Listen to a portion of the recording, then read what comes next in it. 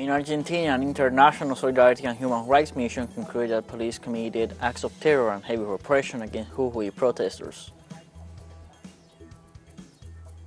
In Russia, President Vladimir Putin delivered a speech to the military addressing last weekend's insurgency attempt. And in Israel, protests continue against a judicial reform promoted by the government of Prime Minister Benjamin Netanyahu. Hello, welcome to From the South. I'm Luis Alberto Matos from the teleSUR studios in Havana, Cuba. We begin with the news. In Argentina, protests against constitutional reform imposed by Governor Gerardo Morales in the province of Jujuy were repressed by security forces. Local media reported that police and security forces violently evicted teachers and members of indigenous communities who were blocking roads at the town of Perico, close to Jujuy International Airport. During the incidents, troops set fire to part of the camp and an Argentinian flag. The order was issued by a federal court in Jujuy to allegedly guarantee free movement. A prosecutor also requested an order for the gendarmerie and police to act on the roadblocks in Purmamarca and Ledesma. The International Solidarity and Human Rights Mission concluded that police actions against demonstrators in Jujuy constitute an act of generalized terror and extended police repression. The work conducted by the team of social, political, and union representatives led to the reception of over 150 allegations during their visits to the town of Purmamarca, Pampa, Uquía, and San Salvador de Jujuy. Gonzalo Armoa, a member of the delegation, explained that among the victims, they witnessed injuries and in vital areas such as chest and back. The victims provided testimony showing their wounds caused by bullets and stones, and also denounced that they suffered acts of persecution, telephone threats, and the loss of their jobs. For their part, the National Human Rights Secretariat asked the federal justice system to initiate an urgent criminal investigation into the actions of provincial security forces over the brutal repression of protesters after complaints received during visits to Jujuy last week. Secretary Horacio Pietragraya Cori, together with officials from different government agencies, visited the sites of the protests and roadblocks where he met with demonstrators and visited detainees to collect testimonies, corroborate their overall condition, contact the families and relatives of those hospitalized, and confirm that, as a result of the repression, 2 people were in intensive care and 3 suffered loss of vision. On Tuesday, the Central Workers Union of Uruguay held a partial general strike to demand the government discuss their collective demands. In the framework of the 50th anniversary of the 1973 coup d'etat, Uruguayan workers gathered at the refinery in the neighborhood of La Teja in Montevideo, an emblematic place of the popular resistance. The mobilization has the objective of commemorating the struggles against the dictatorship as well as to debate the main current demands of the workers of the country. The Vice President of the Inter-Union Workers Plenary, Jose Lorenzo Lopez, pointed out that it is a day of memory and struggle because the unions always defend rights and liberties. On the other hand, the Minister of Labor, Pablo Mieres, pointed out that the strike proposed by the union movement should not have been called because, according to him, it is bad for the people. On Tuesday in Brazil, the Superior Electoral Court resumes the trial against former President Jair Bolsonaro that could disqualify him for a term of 8 years and even lead him to jail. The session began with the presentation of Minister Benedito Gonçalves, in charge of presenting the preliminary questions related to the accusations presented by the Democratic Labour Party. This party accused the ultra-right politician and General Walter Braga Neto, who was a vice candidate in his ticket for the October ballot, of alleged abuse of political power and improper use of the media during the electoral campaign. The court allocated 3 sessions for the analysis of the process. That is, in addition to Tuesday's session, the court will be able to proceed with trial on Thursday. On Tuesday, the Special Jurisdiction for Peace in Colombia holds a historic hearing in which former military personnel who had never responded to justice will acknowledge the commission of 49 extrajudicial executions. The hearing is being held in the department of Antioquia, and according to authorities, 8 former military personnel will go to court, accused in July 2022 of being the most responsible for the so-called false positives in the municipality of Tabeiba. Likewise, another 17 military personnel who will appear before the special jurisdiction, will answer for having participated in the disappearances presented as combat casualties in the framework of the armed conflict. The proceedings will be attended by relatives of the victims, representatives of the United Nations, and high dignitaries of the Colombian government. A federal court in Toluca, in the central state of Mexico, ordered the formal imprisonment of a group of soldiers in connection with the disappearance of the 43 Ayotzinapa students in 2014. In this sense, Interior Ministry Undersecretary for Human Rights Alejandro Encinas confirmed that 8 soldiers had been taken into custody and charged for the crime of forced disappearance. Likewise, 4 other soldiers are already in pre-trial detention, including a commander who ordered the murder of 6 of the young men. The students from the Ayotzinapa Rural Normal School disappeared between the night of September 26 and the early morning of September 27, 2014, when they were traveling via bus to participate in demonstrations in Mexico City.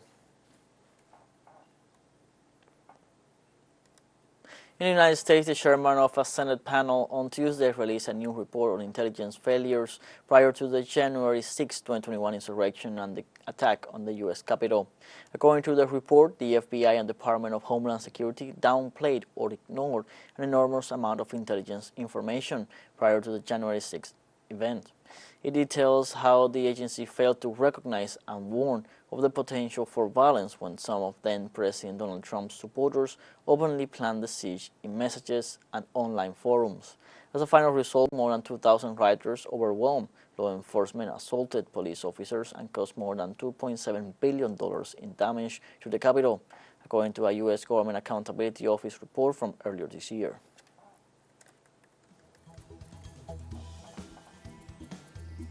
Let's take a short break, but remember you can join us on TikTok at teleSUR English, where you will find news in different formats, news updates, and much more. Other stories coming up. Stay with us.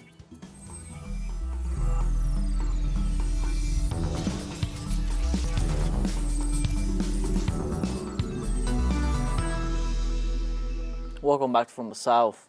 In Russia, the Investigation Department of Federal Security Service on Tuesday announced they closed the criminal case about the armed rebellion. It is about the proceedings initiated by the Federal Security Services Management against Evgeny Prigozhin for organizing the armed uprising on June 23rd, when forces of the Wagner Militia Corporation seized the headquarters of the Southern Military District in Rostov-on-Don. According to the law enforcement agency, in the course of the investigation of the criminal case on the fact of an armed rebellion, it was established that on June 24th, its participants stopped the actions directly aimed at the crime. Meanwhile, the Wagner Group informed through its official Telegram account that Prigozhin arrived in Belarus almost at the same time that the news of the closing of the case against him was known.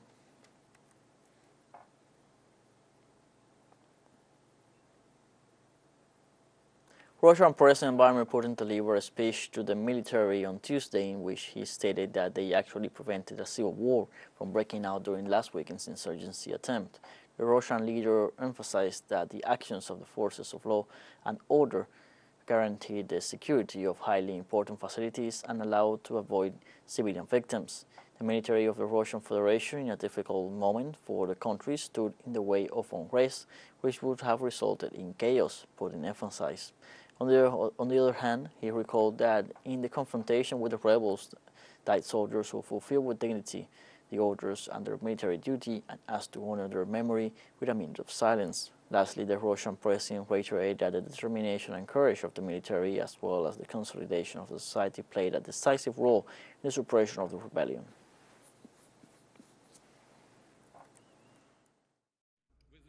You defended the constitutional order, life, security, and freedom of our citizens.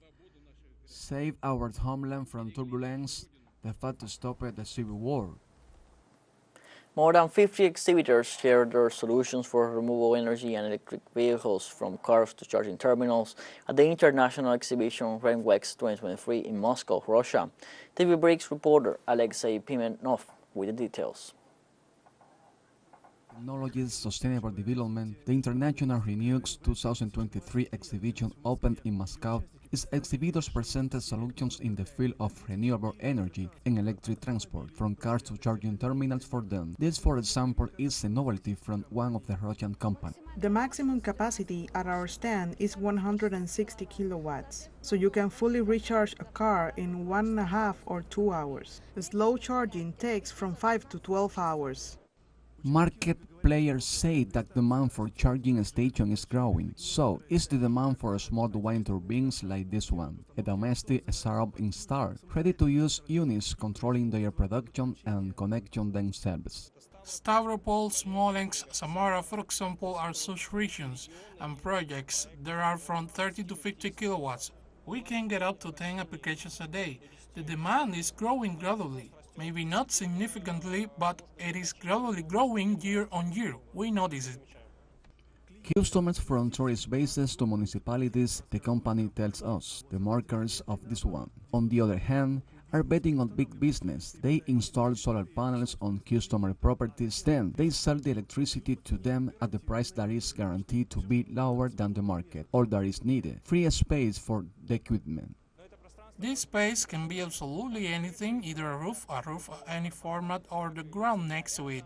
Perhaps even just walls. This type of installations also exist. The power plants remains the property of the firm. Employees say the order portfolio already exceeds 20 megawatts. The exhibitors also showed energy storage systems.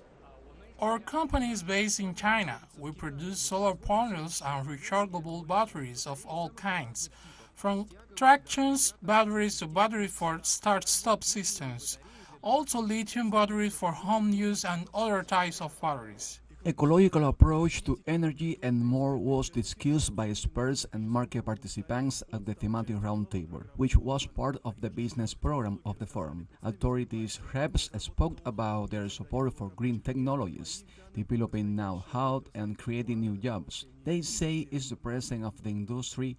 There are plans to increase efficiency. Certainly some support is required. Our estimate is that by about 2030 it will be self-sufficient. It is possible that the projects that won the All-Russian Renewable Energy of the Planet competition will help to achieve the goals. Alexander Labrik, a prize winner from St. Petersburg, proposed storing energy from a wind turbine using compressed air. When a wind turbine operates, we underutilize the potential of the wind flow at certain times. At wind speeds higher than the nominal but up to the cutoff speed of the wind generator, we don't use the potential of the wind flow. We take the blades out of the wind, and we suggest using it. Over 50 exhibitors and extensive business program, the Renewx International Trade Fair has been taking place since 2019. According to the organizers' estimates, the current one has attracted more than 5,000 visitors. Алексей Пименов, Александр Ермолаев, ТВ БРИКС. Chinese Prime Minister Li Qian affirmed on Tuesday that China's gross domestic product will grow at a faster pace in the second quarter of this year after increasing by 4.5% in the first quarter of 2023. He made the remarks during the opening speech of the World Economic Forum in the city of Tianjin. According to Li, the country will implement more practical and effective measures to expand the potential of domestic demand and will activate the vitality of the market. The remarks were made in front of approximately 1,500 representatives from over 90 countries gathered for this event, where the Chinese premier is scheduled to meet with Klaus Schwab, executive chairman of the World Economic Forum, or Davos Forum. Li has just returned to China after visiting Germany and France, where he called for free trade and urged against protectionism and moves that fracture supply chains. Looking at this year, the trend of China's economic rebound is quite obvious. We have already announced an economic growth rate of 4.5% in the first quarter, and the second quarter is expected to be faster than the first one. We expect to achieve an economic growth rate of about 5%. We have a second short break coming up, but before we invite you to visit our YouTube channel at teleSUR English, there you'll be able to rewatch our interviews, top stories, special broadcastings, and more. hit the subscribe button and activate the notification bell to stay up to date on the world's most recent events. For a short break, don't go away.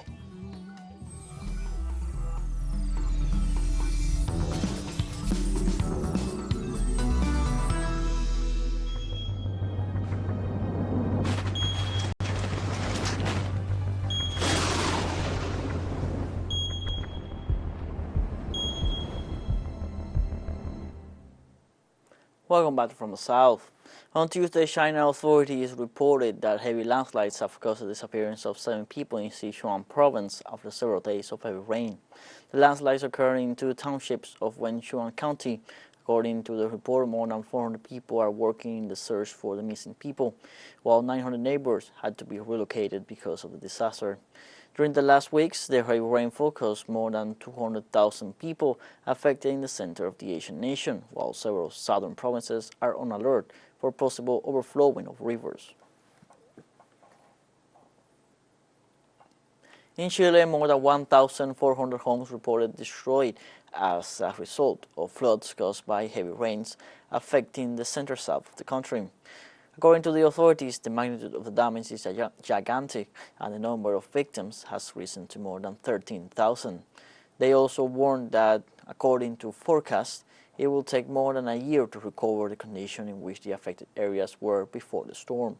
They also detailed that the frontal system caused 2 deaths and 4 missing people and left 12,000 people isolated.